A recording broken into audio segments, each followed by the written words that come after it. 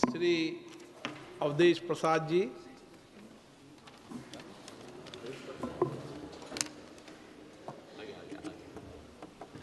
माननीय अध्यक्ष जी, हम आपके बहुत आभारी हैं कि आज एक ऐतिहासिक विषय जिसमें आदरणीय सदन में हमारे नेता माननीय अखिलेश यादव जी जो देश के भविष्य और कांग्रेस के नेता आदरणीय गौरव जी, प्रियंका गांधी जी ने अपने विचार रखे हैं। हम इन विचारों से अपने को सम्मत करते हुए आज अपनी बात कहना चाहते हैं। वंदे मातरम इस देश की एकता, इस देश की अखंडता और इस देश की आपसदारी और भाईचारा का संकेत है। लेकिन आज अफसोस के साथ कहना पड़ रहा है कि आज जो हमारी सरकार है, चाहे उत्तर प्रदेश में योगी जी के नेतृत्व में, चाहे देश की हमारी सरकार हो, इस पर आज भेद किया जा रहा है। आज आपसी विवाद पैदा किया जा रहा है। अभी हाल में 25 नवंबर को माननीय प्रधानमंत्री जी अयोध्या में गए थे प्रभु श्री राम के मंदिर पर पताका फहराने। हम नहीं समझ पाए कि मुझको इग्नोर क्यों किया गया, हमें पास क्यों नहीं दिया गया, हमें उसमें शामिल होने का निमंत्रण क्यों नहीं दिया गया। ये मर्यादा पुरुषोत्तम राम के जो लोग हैं, ये अवधेश प्रसाद का अपमान नहीं है, बल्कि अयोध्या के प्रभु श्री राम के लोगों का अपमान है। और साथ ही साथ जो वंदे मातरम का संदेश है, वो संदेश अधूरा होता।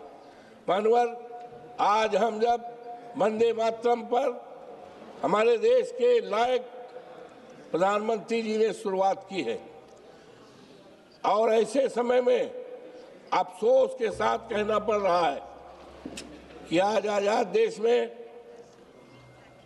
इंसान को पेशाब पिलाने की कोशिश की जा रही है। ये धरती कहीं दूसरे की नहीं है, ये लखनऊ स्थित काकोरी कांड जो शहीदों की धरती है, काकोरी में रामपाल पासी जो 70 साल के थे, बीमार रहते थे, मंदिर के किनारे एक चबूतरा था, मंदिर दूर था, बीमारी के कारण उनको पेशाब हो गया और बीजेपी आरएसएस के लोगों ने उनको बेइज्जत करके पेशाब पिलाने का काम किया। वो ऐसे समय पर जब देश में 20 तारीख को सारा देश दीपावली का त्योहार मना रहा था। हमारे लायक मुख्यमंत्री जी फैजाबाद गए हुए थे सामूहिक दीपदान कराने, उसमें भी मुझे नहीं बुलाया गया। ये संदेश नहीं है, ये वंदे मातरम का ये संदेश नहीं है। और इस देश ने मानवर अमृत महोत्सव मनाया है, लेकिन अमृत महोत्सव में जिनका देश की आज़ादी में बहादुरी भरा योगदान रहा है, वीरांगना उदा देवी पासी, जिन्होंने लखनऊ स्थित सिकंदराबाद चौराहे पर 36 अंग्रेजों को मार गिराया था और शहीद हुई थी, लेकिन उनका कहीं कोई नामो निशान नहीं है। ये हमारा वंदे मातरम पर जो संदेश है, वंदे मातरम की जो इच्छा है, आकांक्षा है, इस सरकार का उसके उल्टे विपरीत आचरण आज होना चाहिए था।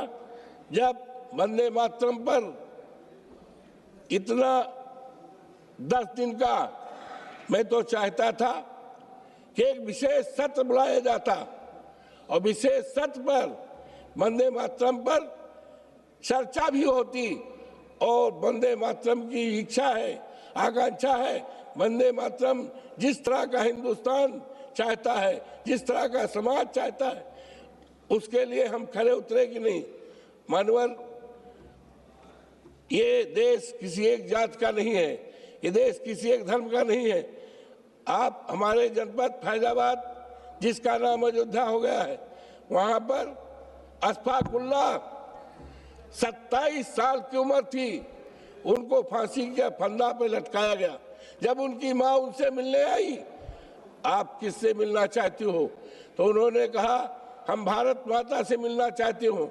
उन्होंने कहा आपके इस शरीर को जिसकी मौत हो रही है कहाँ दफनाया जाए, तो कहा हम आजाद देश की धरती पर हम चाहते हैं।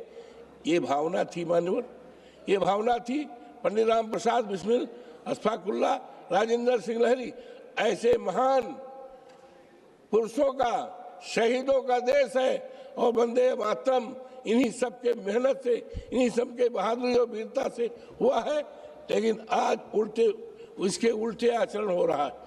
आज जब वंदे मातरम पर चर्चा हो रही है, हमारे देश में लाखों लाख करोड़ों नौजवान हैं, पढ़े लिखे हैं, उनके हाथ में कोई काम नहीं है। ये वंदे मातरम की मंशा नहीं है। मानवर, आज जात के नाम पर, धर्म के नाम पर, मजहब के नाम पर आज भेदभाव किया जा रहा है।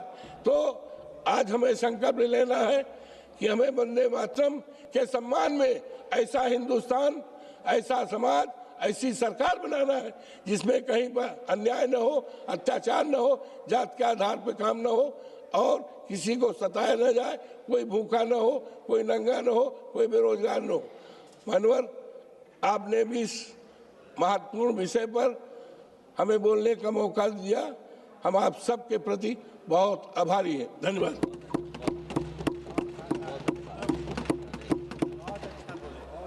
पवित्रा।